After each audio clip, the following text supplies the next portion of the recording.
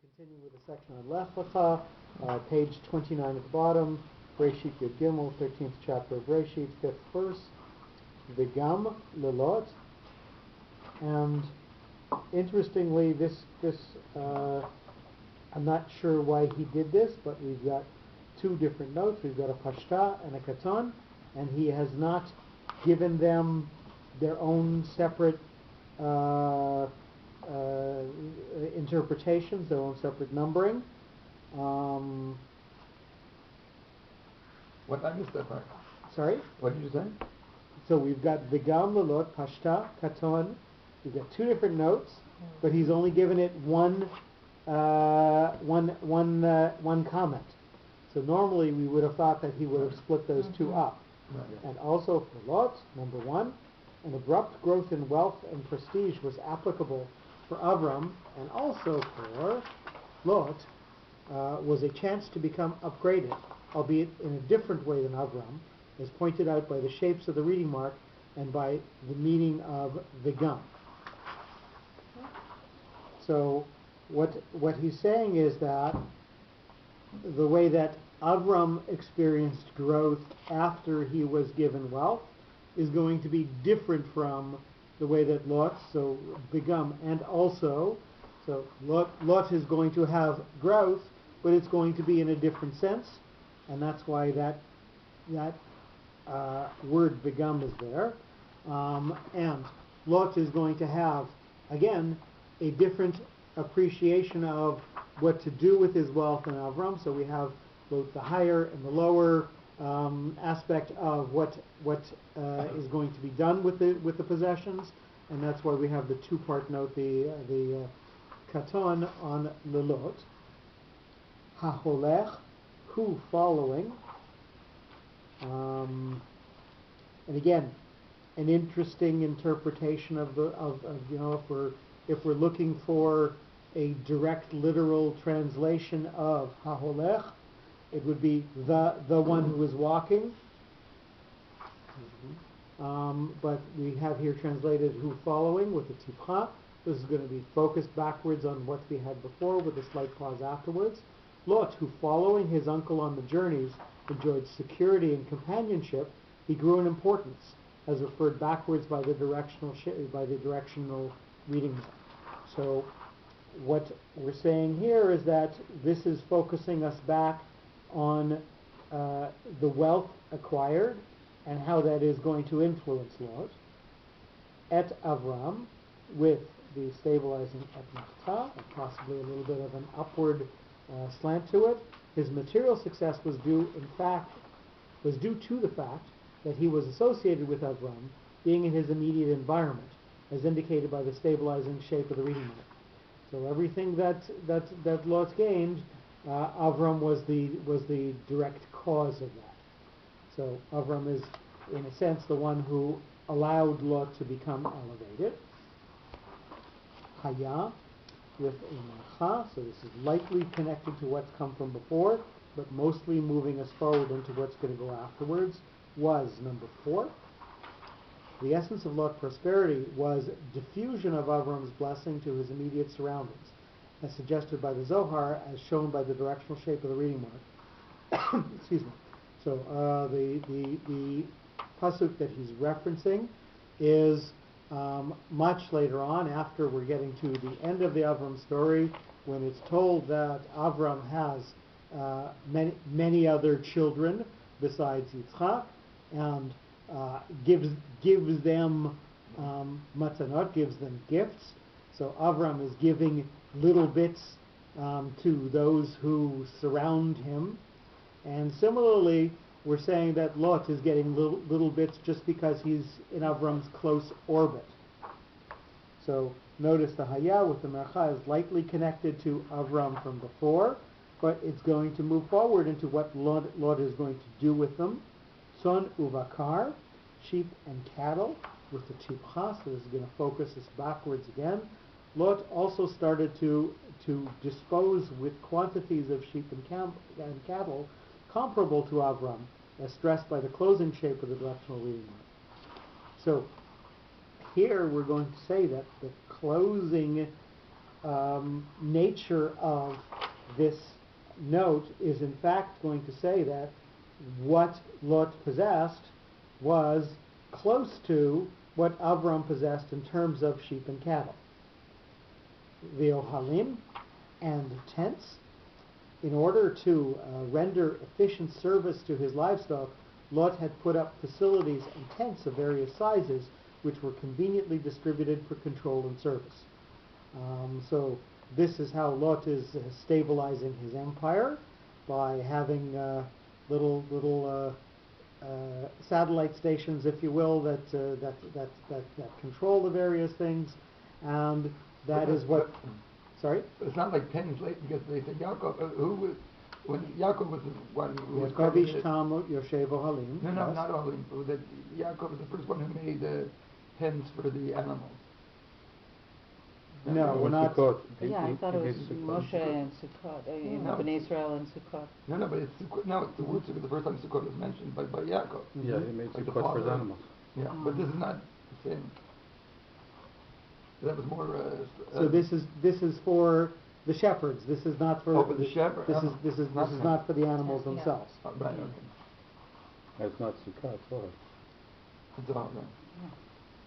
So this is something that is stabilizing his wealth, not necessarily in any way considerate of the wealth, if you will. As we read through the pasuk, overemphasizing the pauses, I want you to notice that the pause after Haholech separates out the part of the pasuk that's talking about Lot with Avram, who is the central stable figure, and similarly the concept of Ohalim, of a place where you use for some control and stability, is separated out from the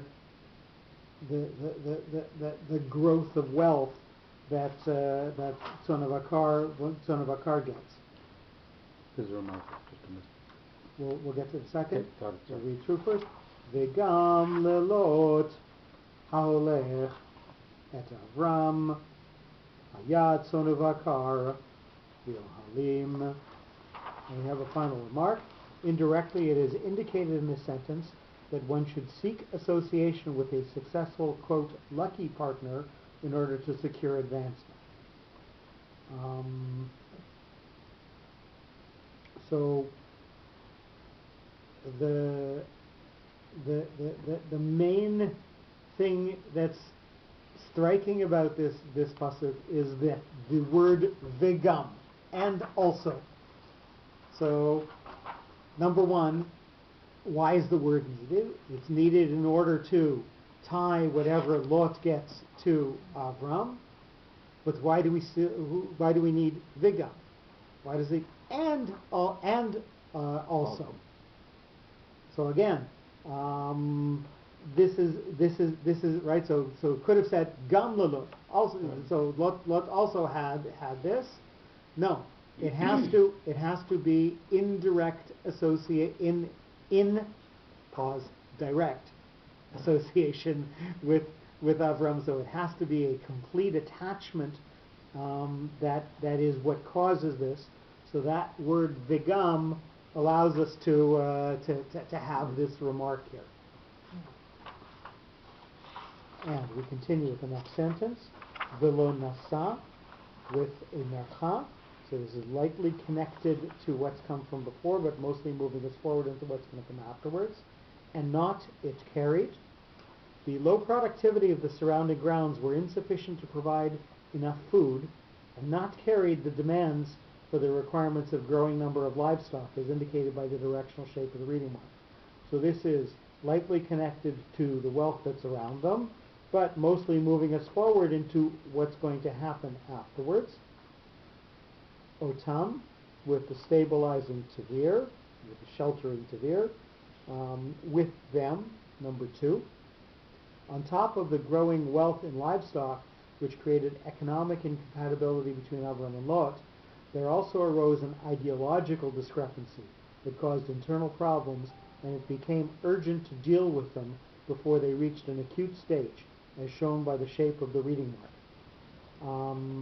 So we have, and maybe I'm going to give some background. We have two opinions of what happens to Lot at this point. Rashi's opinion is that Lot, and Balaturim, by the way, that Lot starts to let his sheep, or allows his shepherds to let his sheep graze in the fields of others, and thereby sort of steals the maintenance for his wealth. And the Zohar's opinion is that at this point Lot is so secure in his wealth and in who he is that he in fact turns back to idol worship. So we're saying here that there is because there is this economic competition, Lot needs to stake out his own position and to decide how he's going to justify what he's going to do, either in terms of saying that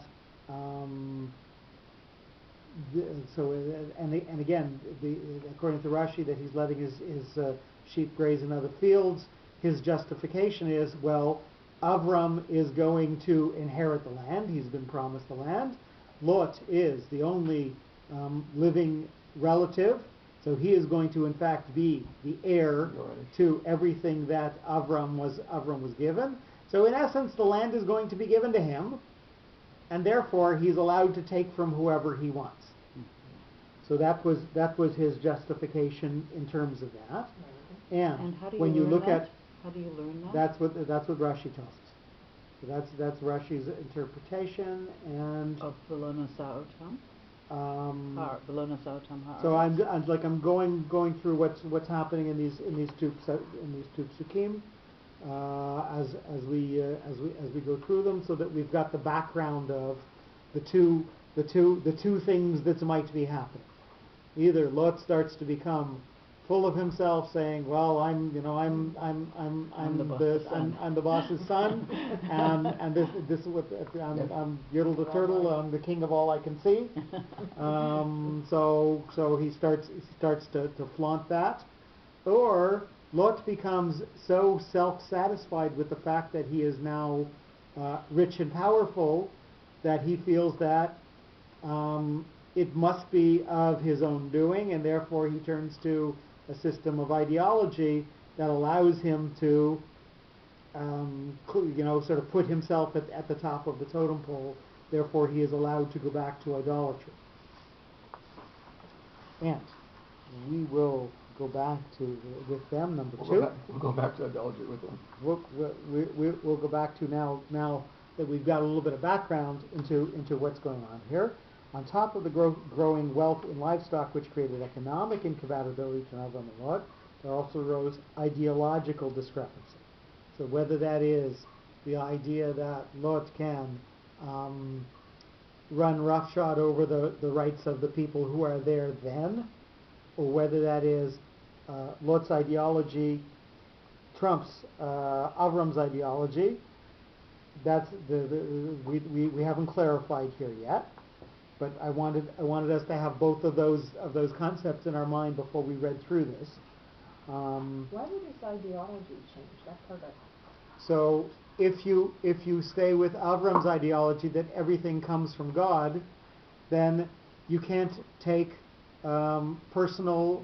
You can't say Kochi v'otzim yadi asa li etachai lezeh. My own strength is what made me into who I am. And Lot has decided that he's now so it's an expression of ego. Okay. Whereas idolatry says, if I can make my God, then I can be in charge of what the rules are.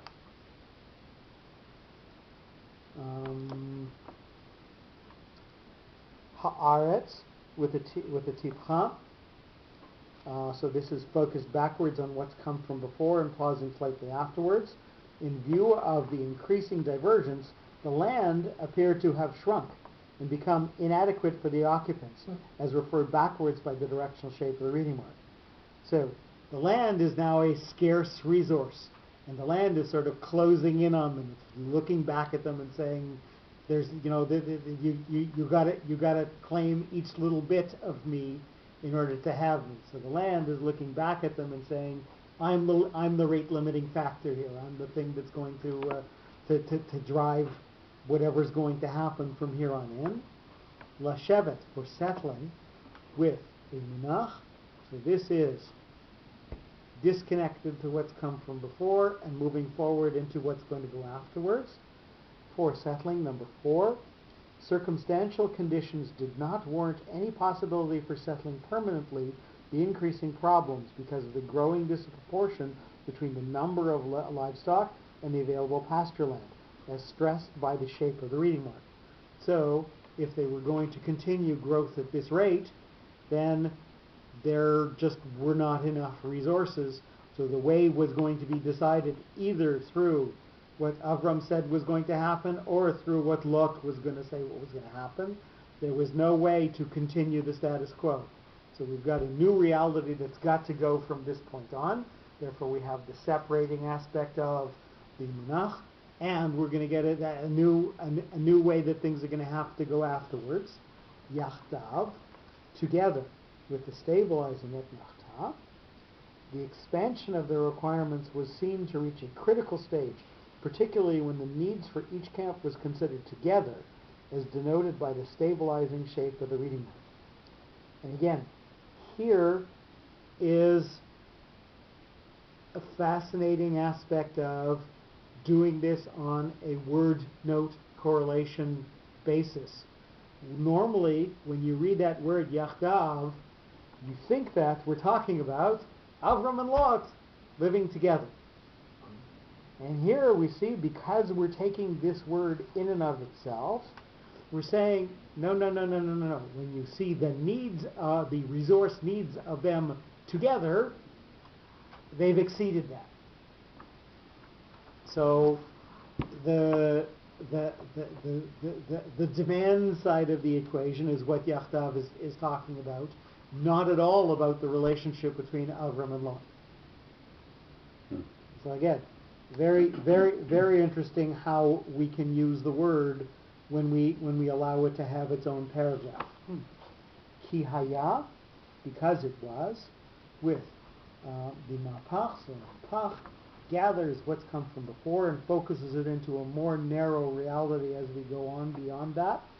Number 6, there was no possibility to the extent, I think that's extent, not extend, the land, there was no possibility, to extend the land which they had already occupied, nor to introduce any improvement, because it was previously utilized for food and water to meet the needs of the existing herds, as suggested by the shape of the reading mark. So what we're saying is, this is they had reached the capacity of the land, because this is the way the land was before anyways. This was already pasture land, so they couldn't do anything to it in order to make it better pasture land. So there were no improvements. So the way that it was is going to define the way that the reality is going to go forward. Rechusham, their holding, with a pashta. This is going to slightly emphasize the word and focus us forward beyond what's going to go afterwards. Their holding of livestock exposed them to starvation, hazards, and shortages due to the natural growth and the disproportionate discrepancy of the available feeding ground, as expressed by the directional shape of the reading mark. So what they've got is going to have to lead to something, and what it looked like it was leading to was rather disastrous. Rav, and again, here's an interesting interpretation of the word Rav. Normally Rav would mean a large amount or great. And here it's saying superfluous, extra, with the 2-part note katon, 2 dots on top of each other. Number 8, in spite of the introduction of new facilities and improvements, the rapidly increasing herds were superfluous to keep pace with the available provisions, as pointed out by the bipartite shape of the reading mark. So we have an economics lesson here. We have supply and demand, and demand is now outstripping supply. So we have the one thing on top of the other, how much the animals need to eat and how much food and water there in fact is, and the one is on top of the other. There's an entire lesson in economics in one note. Velo yachlu, with the tikha, so this is again backwards focused and then going to pause slightly afterwards, and not they could. Number 9, the economic discord resulted from the overflow of wealth between Avram and Lot, and not they could agree with ideological differences which had begun with minor misunderstandings but could develop potentially into larger conflicts, as referred backwards by the directional shape of the reading mark. There are a number of the interpreters, and I'm sorry, they're all mixing up in my mind right now, who say that Avram and Lot had not yet had any disagreements. But Avram was foreseeing the fact that as the minor functionaries, as the various shepherds start to argue between each others, between themselves, that would eventually escalate to the point where Avram and Lot would in fact have to intervene and have to step on each other's sensitivities in order to solve this. So the question is this something that Avram's interpreting, or is this just the circumstance itself driving them both? And it appears that this reading sort of says doesn't agree with what the other Mefarshim are saying. This is circumstances driving Avram and Lot to do what they need to do, rather than Avram driving the discussion, which most of the other commentators seem to say is what's going on here. Lashevet, for residing, with a mercha, lightly connected to what's come from before, but mostly leading us to what's going to go afterwards. Number 10, the atmosphere between Avram and Lot developed a state of tension and uncomfortable relations. It was no longer suitable for residing in mutual tranquility, as specified by the directional shape of the reading mark. So what's going to come after this didn't look pretty from everything that's gone on, and that's why we have the lightly connected mercha. Everything that's gone on before is going to turn into yachdav, jointly. Number 11, because of those circumstances which developed basic differences between Avram and Lot, it became unrealistic for them to dwell jointly in harmony.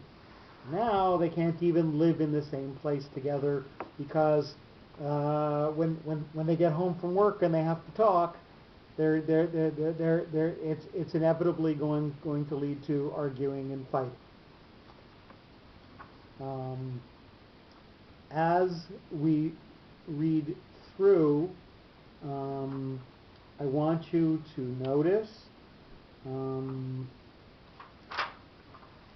that we start with the concept of what the land is doing. So, v'lo nasa'otam, the not being able to sustain them, is going to sit by itself. And then the land is going to, again, be isolated by itself, because the land is going to be the rate limiting factor here. So it's going to stand out with a pause both before it and afterwards. Rechusham Rav is going to have a pause after that. And again, v'lo yachlu, their possessions were great, and they were not able to. So the first half of the pasuk is talking about resources and how the land is driving them, and the second is talking more about their ideology and their ability to find a way to make peace with each other. So this is the more human side of the equation.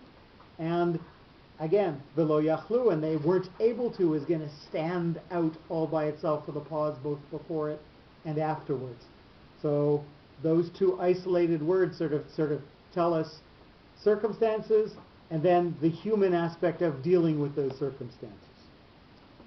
V'lo nasa'otam ha'aretz lashevet yachtav ki haya rechusham rav v'lo yachlu lashevet yachtav.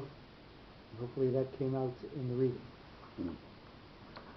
And with 13.7, bottom of page 31. Vayhi Riv, with the Riv E. Number 1, and it was a dispute. So this is a word that's got sort of some breadth to it, and it focuses us on that word, and it lets it sort of stand alone. The internal dissonance between Avram and Lot reflected first upon their subordinates, and it was a dispute which could intensify, as indicated by the broad reading of the related reading mark. And again, this is a note that sort of spreads out to the side, and what we're concerned is that any of the little fights that the shepherds are having day to day is going to turn into something bigger. It's going to influence something more than it really was over. So you're going to get a little issue all of a sudden becoming something big. It's also foreshadowing that they're going to separate. Yep. So, bain, between. This is a yativ. So, we have two notes that look exactly the same. Okay. One is a mapach, which we just had, in the last sentence, which sort of scoops the things from before, sits in the middle of the word, and pushes us forward and narrows us into what's going to go afterwards. The yativ comes before the very first vowel that's there under the first letter of the word, focuses us backwards, and pauses us after the word. So even though it looks exactly the same, it has a different function. Number 2. Although there were frequent outbreaks of personal disagreements, lately it's turned into arguments between servants of different camps, as shown by the shape of the reading mark. So what we have is we have two camps that are now sitting completely separate from each other in terms of both their interpretation of events and their ability to really have any day-to-day relations with each other. So this pushes us backwards and makes this saying that there's a complete separation here. So this word really is going to stand by itself, and the note does that for it. Row A, with a munach, so this is again a sharp demarcation followed by moving into the new reality. Shepherds of number 3. Friction began from shepherds of one group who were carrying out their duties as instructed by their superiors, as stressed by the shape of the reading mark. And here I'm not quite sure where he has derived everything that he's said that fits into this note. So certainly we have the two groups staying separate from each other, and this leading us into what's going to go on afterwards. But I'm not quite sure where he gets the concept of this is what they're doing in order to follow their master's wishes or their employer's wishes, other than the fact that this is a possessive word, row A, the shepherds of, and that's perhaps the only reason that we say that they're following orders, if you will. Well, they're almost like two teams that are discrete, because you have the munach between, and you have row A miknei Avram, team 1, row A miknei Lot, team 2, and they're completely distinct. Yeah, there's nothing binding them. And again, the question that came into my mind on reading the interpretation was how he said that this was the way that they were instructed by their superiors. Because it's I so guess he figures other than the miknei fact Avram, that other than the fact that it's the possessive word, I can't think of any other way that he's derived that. We will go on. Miknei Avram with the katon. So this is a two-part note. Cattle of Avram, number 4. The 2 dots on top of the resh. While attending the cattle of Avram, his shepherds adhered to the rules set by their master, as pointed out by the bipartite shape of the reading mark. So here we seem to be following Rashi's interpretation, that the argument is that Lot is letting his sheep and cattle graze in other people's fields. And Avram has Grass is clearly always greener. set the rules that you can go here, but you can't go there. So Avram sets a standard and makes his shepherds live up to that high standard. Uvein, and between, and looking back at the way that Avram is doing it, we're going to get a different group that again is going to stand by itself, but we will pause after it. Uvein, number 5. A similar approach in protecting the interest of their herds was observed in the other camp, and between other groups as referred backwards by the directional shape of the reading mark. Again, the way that other people are going to act is to protect their own self-interest.